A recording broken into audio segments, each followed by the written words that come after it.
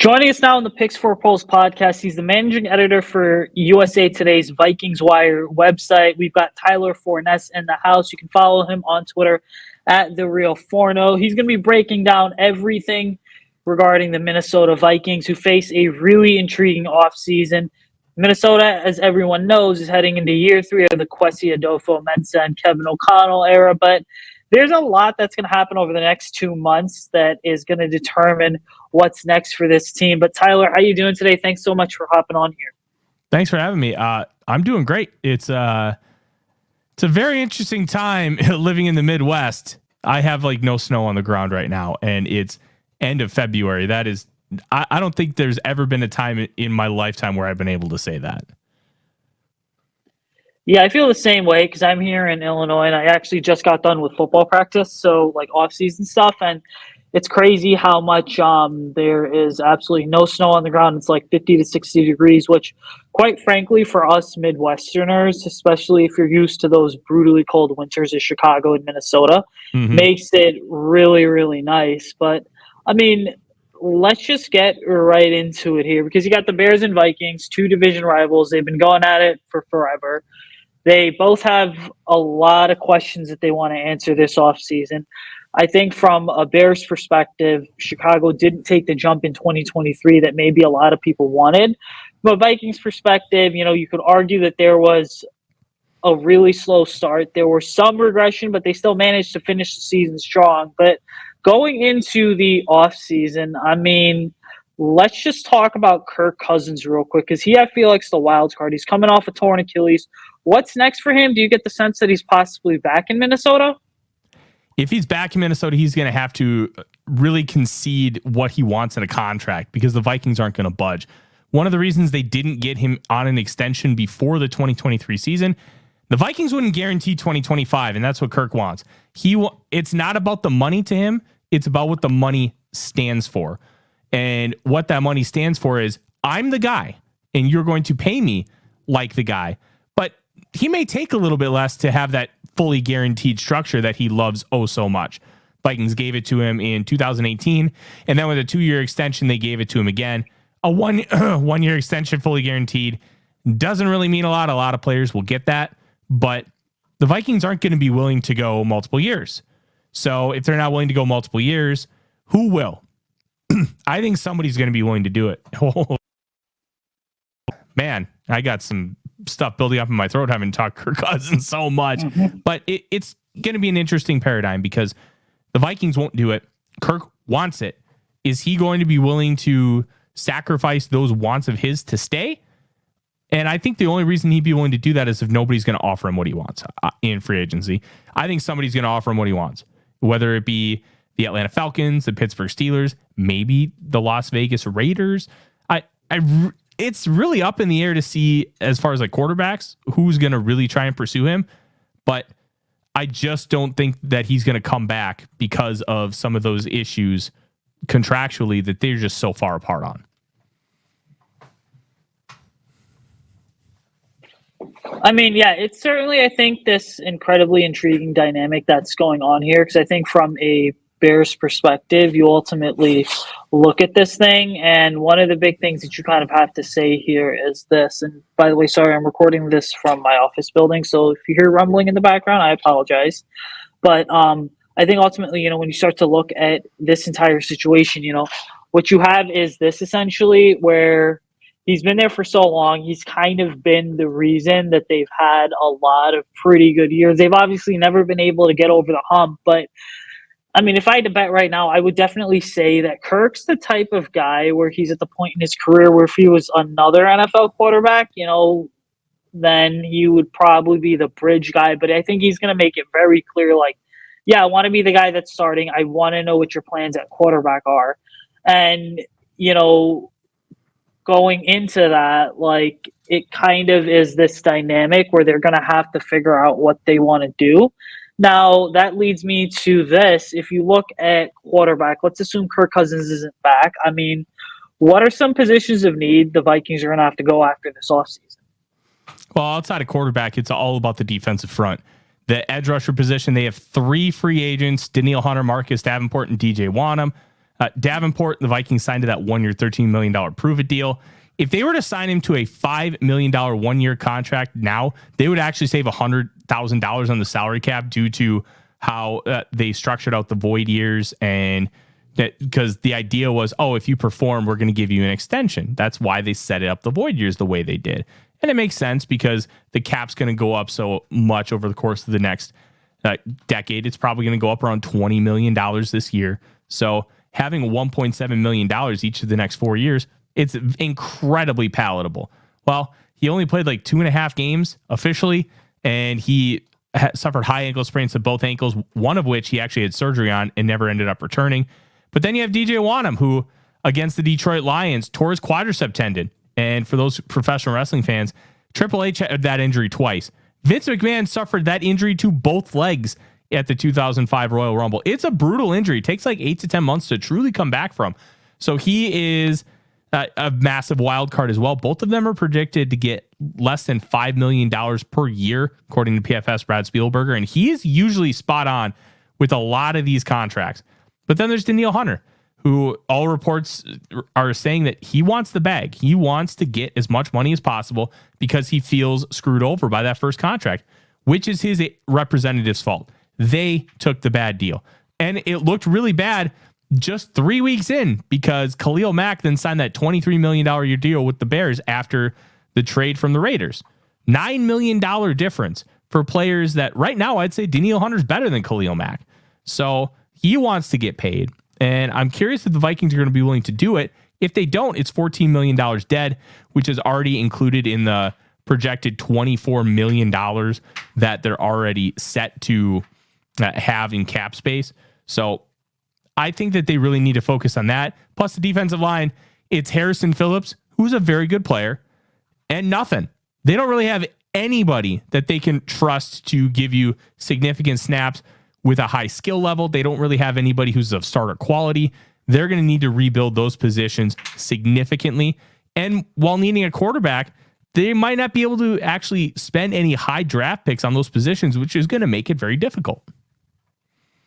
Yeah, it's just kind of weird. I feel like, they're in this weird spot right here this offseason where you could, for certain positions, certainly make an argument and say, hey, it's time to kind of get younger. Maybe let a younger guy that you drafted over the last few years step into a role, or go ahead and let a rookie kind of take the reins here. Or it's kind of, hey, let's bring a player who, despite getting older, like Danielle Hunter, still has been able to consistently produce. But getting into some of the stuff here that we're going to see throughout April, I mean, what's the best route for this team to take irrespective of the quarterback position, knowing that you're sitting there with the 11th overall pick? Do they maybe stand pat there and go ahead, select whoever falls to them, let the board fall? Or do they maybe get aggressive if they say, hey, we're moving on from Kirk Cousins, we like one of these 4 quarterbacks, we're going to go ahead and make a trade up? I think they're going to be aggressive and try to make the trade up. We'll see if there's a taker. Last year, they were working on a deal with the Arizona Cardinals to go get Anthony Richardson. The Cardinals balked because they didn't want to go down that far. So they've already shown the aggressiveness. When they love a quarterback, they want to go get him. If they end up liking 3 guys in this class, they're probably going to try to get up to number 3. And the Patriots are a very big wild card. They are so far away, and they need to build up the infrastructure of the team. It might be smarter for them to trade down and get multiple first-round picks and build up the trenches before they end up going to get the quarterback. Might be the direction they want to go. And I think they're going to be aggressive and try to trade up. If they don't, they got to hope McCarthy falls to 11. I don't think he will, but those are really your 2 options if at quarterback. So you kind of alluded to my next question there, but I mean, I don't think, Kwesi Adolphus-Mensah, knowing him and kind of the way that he operates, knowing Kevin O'Connell's background coming from that Sean McVay tree, but it's too big of a jump for them to make to go from 11 all the way up to, 1, 2, or 3. I certainly don't see a trade to 1 even happening. But how about this? Let's just say between the 3, you've got Drake May, Jaden Daniels, and JJ McCarthy. I mean, what's the general consensus around the Vikings media and the Vikings fan base, and just overall feeling around the franchise about one of those 3 guys? Because to me, I mean, it seems like Kevin O'Connell is very much a Jaden Daniels / JJ McCarthy type head coach. Yeah, when it comes to that, excuse me, I apologize. I've got some buildup in my throat here. When it comes to those two guys, I think you're spot on. I think that's going to be the preferred path for Kevin O'Connell and how he wants to approach the position. But that doesn't mean he's not going to love Caleb Williams and Jaden Daniels. They both have shown the ability to really want to stay in the pocket and fire downfield. And that's the big thing for O'Connell. You got to win from the pocket. You love all the extra stuff. But if you can't win from the pocket, you're not going to succeed in his offense. And Drake May, I think, is going to be the top guy on their board for that reason. He's so good in the pocket. He can move. He can create outside of structure. He wasn't as good as the other three guys up at the top. But I think a lot of that has to do with the fact that he doesn't want to run. He will, but it's not what he wants to. He wants to throw it on field. The scramble drills from the North Carolina receivers were just not good. And if you're not trying to get open for a quarterback, it's going to really hinder some of those out of structure numbers trying to create. And that all matters. And that all matters within the evaluations. I don't think there is a consensus across Vikings media or the Vikings fan base of who's the best. Personally, I think Drake May is the number one quarterback in this class. I have it stacked May, Williams, Daniels, and McCarthy. And I would expect May to go second overall to the Commanders. But if they end up picking Jaden Daniels, I would be absolutely thrilled to get May in purple and gold for some of the reasons that you stated. And I just think that potential is so sky high. And if you get him into an offense that's good instead of the junk air raid offenses he played with at North Carolina, and the infrastructure the Vikings currently have, Justin Jefferson, Jordan Addison, Christian Darrison, Brian O'Neill at tackle, a really good creative play caller in O'Connell, I think the sky's the limit. On the Justin Jefferson situation, it's interesting that you bring him up because there were reports from a few weeks ago saying he doesn't really want to sign an extension until the Vikings kind of figure it out at quarterback. I mean, what's up with that whole situation? Has there been any new updates on that end from, or for maybe people who don't follow the Vikings as closely? Because it seems like right now, like Justin Jefferson, it's clear that the Vikings front office and coaching staff, they obviously want a player of his caliber back, but with no decisions made on the quarterback yet, I mean, you have to think that both sides know this thing's going to hang in limbo until draft night or until Kirk Cousins, makes his decision. Well, it's weird because I think people are jumping on the wrong things. Jefferson has shown no signs of actually wanting to leave. He just knows what he's worth and he wants to get compensated for what he's worth. They were this close to getting an extension done last September, but they set a deadline for 3 p.m. Central Time on Saturday, September 9th, the day before the game, that if they didn't get it done, they were going to revisit it in the offseason. And that's smart because you don't want to have like big contract extension talks during the season. You want to be focusing on the games. And everything Jefferson has said is like, look, I want to be here, but he also wants to know what's going to happen at quarterback. He wants Cousins back, but he also gets that it's a business. And the Vikings have said they want Cousins back, but it takes two to tango. They have to be able to agree on a contract. So when you look at all those elements, there's really nothing that says Jefferson wants to go or he won't sign a contract, but it has to be the right contract and it has to have the right kind of guarantees and all of those things. So I think he ends up signing a contract extension, and I think it happens by, I'd say, training camp. That would be my lean on it. But, I mean, he's 24 years old. He's the best receiver in football, and he just wants to understand what the plan is for the Minnesota Vikings moving forward, and I think he's entitled to that. He wants to know that if he's signing here long-term, he's getting X, Y, or Z, and there's a real plan in place. And I think Kwesi Adofo-Mensah and Kevin O'Connell have their plan, but they haven't revealed it to the public yet. And I think once the Kirk Cousins domino falls, we're going to really know a lot more about it. And then I think that's going to give us a better insight on when Jefferson may sign that extension.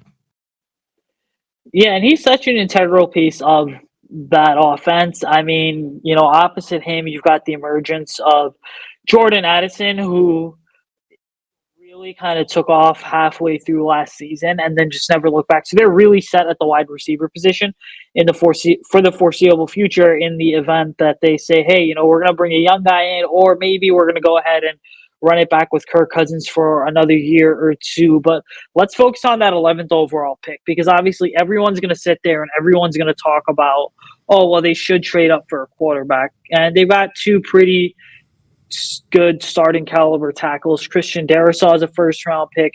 Brian O'Neill, again, a guy who not a lot of people outside the Vikings fan base know, but has really been a good veteran, managed to hold it down for years. You look at the running game with Madison, it was pretty solid as well. But circling back to that 11th overall pick, I mean, if it's not quarterback, what do you think the Vikings do with the pick? Do they ultimately maybe try to trade up? Do they go with a pass rusher? Maybe a guy like Joe Alt or Olu Fashanu to potentially replace a guy like Brian O'Neill, because he is starting to get up there in age, becomes an automatic option for this team? Or does Adolfo Mensa do something that fans really aren't used to, which is, hey, let's trade down, let's recoup a couple picks, and then let's kind of see how this thing goes here? So I don't think Kwesi Adolfo-Mensah is going to end up trading down. He likes to trade. He likes to attack market inefficiencies. Obviously, he comes from the stock market world, and that's how you make your money. You attack inefficiencies in the market, and you maximize your profit. And when he traded down with the Lions, he saw an inefficiency in the market, and he was able to get multiple players from that trade. Now, have they worked out? That's a different thing. Hitting on the picks versus the process being good, and the process was very good. Second, I don't think there's any chance to move off from Brian O'Neill. He's not even 30 years old yet. So being that he's not 30, I think they're going to really hold the fort, and him and Darrisaw are going to be there for a long time. I think what will end up happening is one of three things. If they don't go quarterback, because quarterback is what they want, but let's say the quarterback options for what that value is are exhausted, I think they end up going defensive end or edge, cornerback, or potentially a wide receiver. And that would only be if one of the top three fell. Marvin Harrison Jr. is probably going third or fourth overall. Rome Odunze or Malik Neighbors, if one of them somehow falls to 11, I think that's an option because it's just a best player available. And Daniel Jeremiah said it earlier today. You could argue that those three are the best three players in the draft, regardless of positional value. So they need help at defensive end, edge, defensive interior really bad.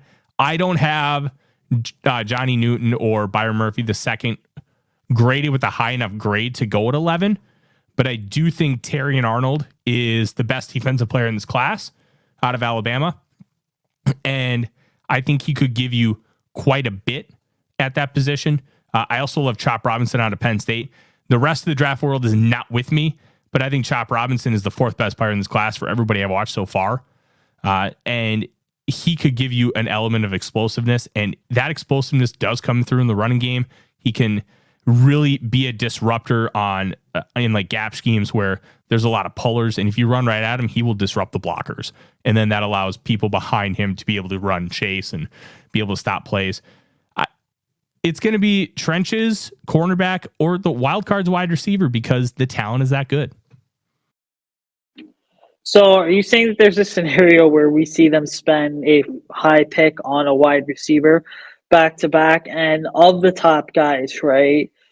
You kind of alluded to how Marvin Harrison Jr. is probably going to be a top 5, top 8 pick. There's not a chance that a guy such as, he's even on the board when they pick at 11. But then you do have a couple guys here like Brian Thomas Jr. You've got Malik Neighbors, Rome Odunze, who could potentially fall. But of course, Neighbors and Odunze are being mocked inside the top 10 as well. Of some of the names at wide receiver that are not Marvin Harrison Jr., Neighbors, or Odunze, I mean, who makes sense for Minnesota with that 11th overall pick? Nobody. It would only be if one of those three guys was available at 11, just because I think the value would be so high that you end up taking it. The Vikings do have a need at wide receiver, but it's a minor one. It's wide receiver 3 and 4. They need depth. They don't need top end talent. But if one falls to you, there's just a part of you that's just going to say, you know what, take it. The Cowboys took CeeDee Lamb a few years ago. They had no need at wide receiver. They were in a really good spot, but they saw, hey, this guy's incredible and he's somehow available. We have to take him. And I think if Odunze or Neighbors was there, that conversation would be had. I'm not sure if they would 100% pull the trigger, but it would 100% be a discussion. Should we do this? Is this a great idea for our franchise? Because then hey, if you end up getting that quarterback of the future in the second round or next year, just look at the weapons they have to throw to right away. And it makes their life so much easier. So it'd be a conversation. I think round 2, the possibility gets a little higher to take a receiver, but it's probably early day 3 where they really have that big conversation. This is a very, very deep wide receiver class with a lot of talent. And I think you could get a value. This is the franchise that got Stephon Diggs in round 5 because he dealt with a hamstring injury. And there were some minor off the field, like, hey, this guy's kind of annoying kind of character concerns. So they have a great track record of taking receivers. So I don't know. I don't see anybody like Adonai Mitchell is my wide receiver 4. Jalen Polk is my wide receiver 5, and I'm abnormally high on him compared to the rest of the industry. Xavier Worthy at 6. I don't really see any of those guys going that high. I could maybe see all of them sneaking into the back end of the first round, but they're probably round 2 guys in reality. I think the only reason they take a receiver at 11 is if it's Odunze and Neighbors, and they're just like, this guy's too good, we can't pass him up. Yeah, I mean, it's going to be really interesting here because I almost feel like, as a guy who has watched all these receivers just over the last couple of weeks here, I mean, I would not be surprised to see them say, hey, we've got a really good wide receiver room. Why don't we go ahead and, regardless of who's under center next year or in the coming years, if we do draft a rookie, just make a already strong position even stronger. Got a couple more for you here, but it's year 3 of the O'Connell, Adolfo, Mensa era. And I think by year 3, you kind of get an idea of how a head coach and GM that were brought in the same year really begin to operate. You begin to kind of see the vision that they have for the franchise really start to materialize. I mean, break down some trends that you've noticed over the last couple of years that you think are noteworthy and that are really going to go ahead and have an impact as to what Minnesota does this offseason. I'm not really sure there's anything specific that, as far as trends are concerned, except they like to maintain maximum flexibility, and they like to do so with how they structure their contracts. And if a player doesn't work out, then they have the ability to get out of it. And then they also have the ability to move money down the road if they can. So I think that's going to be the biggest key here is they want to maintain flexibility in everybody that they sign. And I think that's one of the biggest hangups with the Justin Jefferson contract is they want to be able to move money around down the line if they need to and not have concrete structure. So it hinders some of that flexibility. So I'm still trying to kind of pinpoint, hey, what does this regime really prioritize in certain position groups, like traits? With Rick Spielman, it was pretty concrete. He had thresholds, and you could see what those thresholds were. But we're only 2 years in, so it's hard to have enough data to truly be able to answer a lot of those questions. But the one thing has always been flexibility. He's talked about it ad nauseum. And I'm very intrigued to see how he structures some of these longer-term deals, because the only long-term deal he signed is TJ Hawkinson. He signed a 3-year deal with Josh Oliver, but it easy out after 2. Zadarius Smith was a 3-year deal that was disguised as a 2-year deal. So I'm just intrigued to kind of see how that information develops, but we just don't have a ton yet. And he doesn't really have a heavy background of, he was with this organization for X amount of years, so they're going to handle it this way. He worked under John Lynch. He worked under Andrew Berry. So you can kind of take a little from both, but it's not, there's just isn't enough concrete data yet. Yeah, I'm just saying that TJ Hawkinson trade a couple of years ago, well, about a year and a half ago at this point, was definitely super underrated, especially for those of us that own him in our dynasty leagues. But last one here, I mean, you got the scouting combine coming up next week in Indianapolis, and it's always kind of the place where a lot of the groundwork for the offseason gets laid, because pretty much what happens at the scouting combine, believe it or not, ends up impacting what happens the rest of March, but all of April. What are the Vikings looking to do next week at the scouting combine? Anything specific on your list that you feel like, all right, there's a free agent there that they absolutely need to go talk to this agent, or they need to get, 10 minutes with a certain prospect to be able to get the information on him? But what do they got to do in Indianapolis next week? I think they're going to do everything they can to gather more information on the quarterbacks.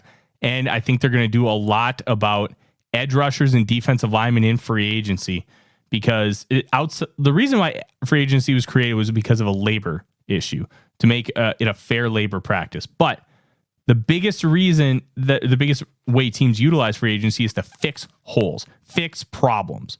So defensive line, edge rusher, and running back, I think, are going to be the three biggest targets for the Minnesota Vikings. I've been screaming from the treetops for last week. Saquon Barkley needs to be a priority because he would fix a running game that could be really good. It just stinks. So I think those are going to be the priorities for some of those conversations. They're also going to talk to Kirk Cousins' agent. They're going to talk to Justin Jefferson's, and then they're going to talk to the rest of the league and try and figure out, hey, what is the value for Justin Jefferson? What is the value for Kirk Cousins? What is the value for Danielle Hunter?